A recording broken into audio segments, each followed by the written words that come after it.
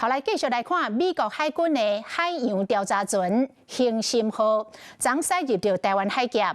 同一天，阿強一台直升機嘛飛入去台海中線以東，甲咱擾亂。海巡署講，這兩件攏有掌握。另外，南海嘛無平靜，中國甲菲律賓佇海上起衝突，嘛互外界關切咱南海主權的問題。外交部長林佳龍是再度來強調講，太平島是咱領土的一部分。Sa ulat ng ganapang insidente bandang alas 9:15 kanina umaga， 中國的海警加菲律賓的海軍佇南海以前挨打，佮爆發到近距離的衝突，甚至佮有一個菲律賓的軍人受傷。中國甲菲律賓的關係真緊張，外界也真關注咱國南海的主權，而且今年閣是南海仲裁案的10週年。太平島當然是島啊，好，它是我們中華民國國土的一部分。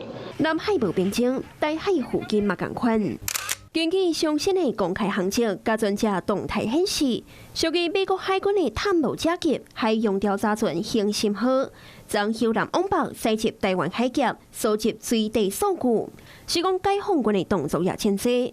國防部公布台海附近海空域的動態，統計自昨日早起6點到昨早起6點，萬軍都偵測到中共4架次的直升機甲無人機。其中解放軍的直升機也頭一屆佇台海中線以東限制飛行的範圍飛行。透過國防部的聯合勤監偵，所以我們全部都有掌握。那這個部分是沒有問題。會認為中方他的確希望去釋放說，他對於台灣海峽是擁有一個掌握權，跟海洋調查船關聯性有限，主要還是在解放軍自己遠火營的一個相關操演的一個演練。中共一直對咱進行軍事威脅，咱也繼續嚴密監控，提高警覺，嚴防敵方的侵擾。